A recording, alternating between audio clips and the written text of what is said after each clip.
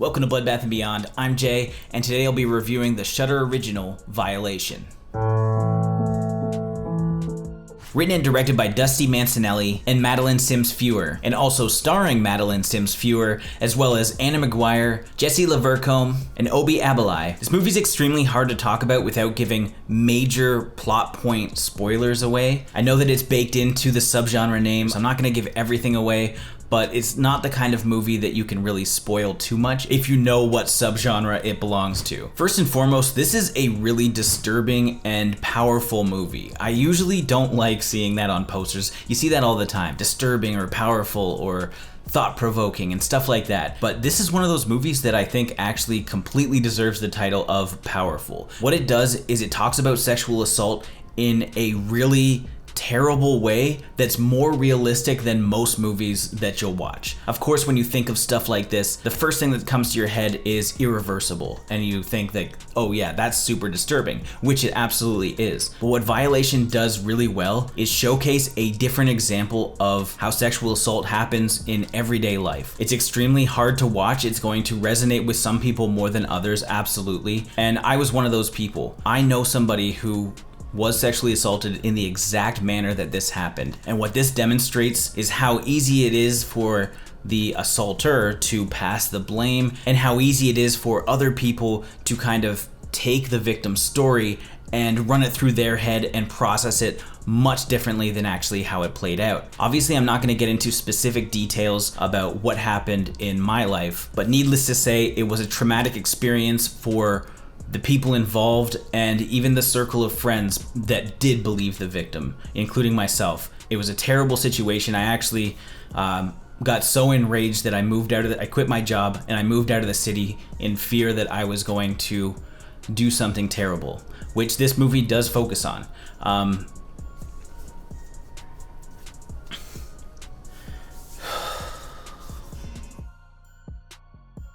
To kind of rewind a bit, the synopsis is basically two couples. Miriam is with Caleb and Greta is with Dylan. They go up to the cottage, Miriam falls asleep, and Dylan assaults her, which is her sister's boyfriend. This is where Dylan tries to spin it as if, yeah, we're both guilty of something here because of the cheating aspect, which is absolutely passing the buck and trying to put blame on a we situation when he was the one that was in the wrong. You can see the ways that Miriam processes all of this, how she tries to confront her sister, and all types of other ways that kind of spin this story into Miriam thinking that she has to murder Dylan. And like I mentioned prior to the likes section, this is a rape revenge, so yes, she exacts revenge. And when it comes to this revenge aspect, this is probably the most meticulously well thought out plan that I've seen in any movie when it comes to killing and then disposing of a body. In fact, the runtime is an hour and 47 minutes,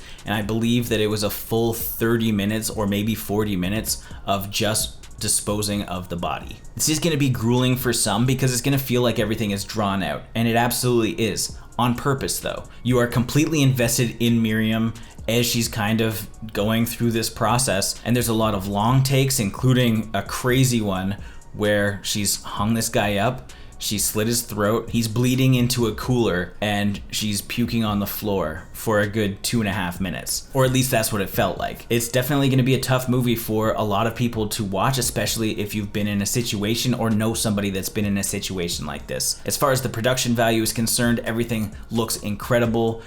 It does have some like kind of artsy shots mixed in there and some interesting editing choices as far as how the timeline is concerned, but it is a very well produced movie, and all of the actors did an excellent job. Like following Miriam going through her emotions, the dynamic between the couples themselves, like you have one that's super energetic and the other isn't quite getting along. There's some issues there, and everyone is playing their roles to a T. Now when it comes to my dislikes on this one, it's more so the length, and I completely understand why it is as long as it is and why all of these scenes kind of drag out, because everything comes off really naturally. Now, it was initially an issue for me that I started to realize what was actually happening. We're getting into the minds of all of the characters and the decisions that Miriam is making specifically. So I think that a lot of people are going to get distracted within the first half hour or 40 minutes, as there's really not a lot going on. It also does have like a really disjointed, non-chronological order to the film, so the first time that it actually jumps ahead in time, you're gonna be confused. You might think that it's actually like a flashback, and I don't know if this was done on purpose, but I definitely felt like, what is going on?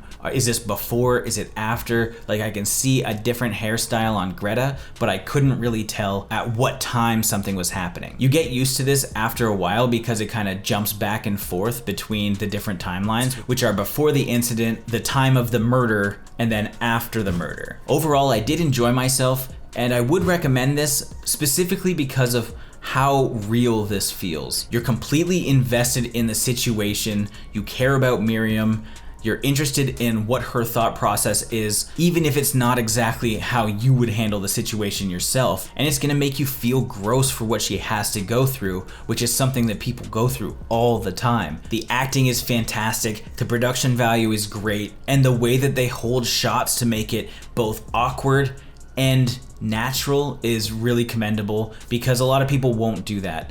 Sometimes they do it by accident, but this, you could tell everything was done with purpose, and I did appreciate that. Especially being an editor, I get hung up on some long takes that don't necessarily need to exist, and that's where I thought I was going at the beginning, but as things played out, I realized the intent, and I did appreciate it. At the end of the day, I definitely would recommend this, but it's important to note, like, don't go to grab your phone, because there are going to be times where you're going to think that you should be doing something else. This isn't one of those movies where you can kind of have it on in the background, because you want to be fully immersed in how everything is playing out, even if it seems like it's not important right away. So I'm going to give this 4.5 detergent bottles out of 5. As always, thank you for watching. Like this video and comment below with your thoughts on the film if you've seen it. If you haven't and you do want to check it out, it's on Shudder today. And if this is your first time here, make sure you subscribe to the channel to stay up to date with everything Bloodbath and beyond.